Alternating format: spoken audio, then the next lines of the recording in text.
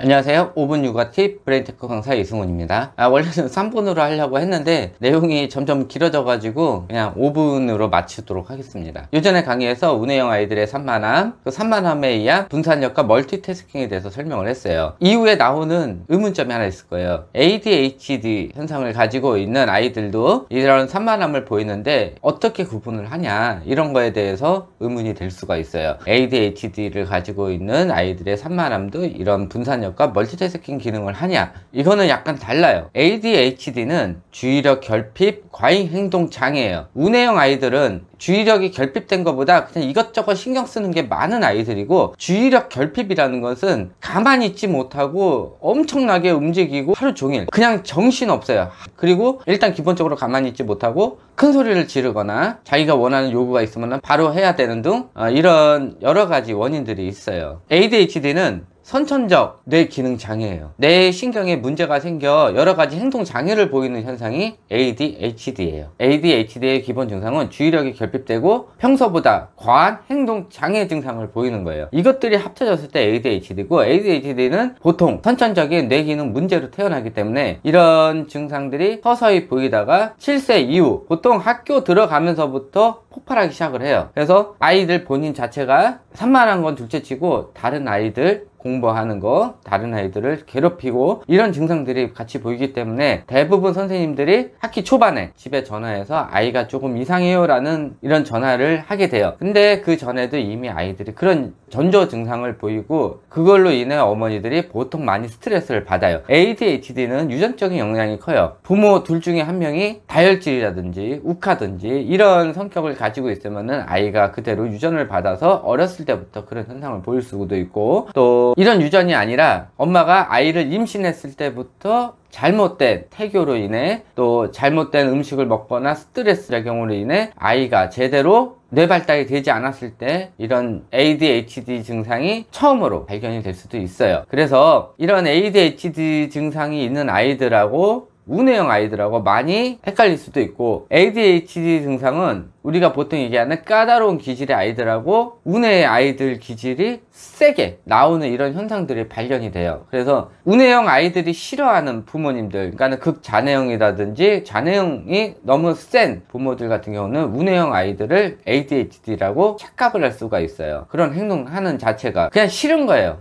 그리고 극자뇌형이나 아니면 자뇌형이 센 부모들 같은 경우는 이런 행동을 하는 운해형 사람들을 무시하고 싫어하고 이런 거를 해왔기 때문에 자기 아이가 그런 행동을 보이기 때문에 본인 아이가 운해형인데 운해형 스타일의 행동 자체가 문제가 되는 행동이라고 생각을 하기 때문에 이런 운해형 아이들을 ADHD라고 착각을 하고 그걸 인정하려 하지 않고 아이한테 계속 스트레스를 줘요. 그걸로 인해 아이가 후천적 ADHD 증상이 생길 수가 있어요. ADHD의 기본은 선천적이에요. 하지만은 보육자가 극자뇌형일 경우나 아니면은 자뇌형 스타일이 너무 큰 이런 스타일일 경우에는 운해형 아이들 하는 행동들을 계속 제지하기 때문에 이 제지로 인해서 아이의 뇌회로에 문제가 생겨 후천적 ADHD 증상이 생기고, 또 이런 증상 역시 학교에 가면서부터 빵 터지기 시작을 해요. 7세가 지나면은 이 ADHD 증상이 보이면은 약물 치료든 여러 가지 치료를 해서 부모도 그거에 대해서 생각을 하고 같이 아이랑 맞춰서 해줘야 되는데, 7세 이후에 ADHD 증상이 보인 이후부터는 굉장히 어려워요. 그렇기 때문에 7세 이전에 아이들이 이런 전조 증상이나 아니면은 아이들이 운해형 스타일이 좀 크다 싶으면은 아이들을 이해하고 아이들 기준으로 조금 포용을 해주는 게 아이들이 후천성 ADHD가 걸릴 확률이 적어져요. 이 뇌회로가 문제가 생기는 거는 운해에서 받아들인 정보가 좌뇌로 들어가면서 판단을 하고 감정 억제를 하고 행동 조절을 하고 이런 것들을 하는데, 이런 것들이 부모의 억제와 강압과 스트레스로 못하게 될 수가 있어요. 그래서 운해형 아이들이 가끔 가다가 ADHD 증상으로 옮겨지는 경우가 있으니까 그거를 주의하셔야 돼요. 자, 요걸로 강의 마치고요. 다음번에는 운해형 사람들의 다른 특징에 대해서 설명을 해드리도록 하겠습니다. 궁금하신 점은 밑에 댓글 달아주시고요. 제 강의가 좋았다면 구독과 좋아요 부탁드립니다. 감사합니다.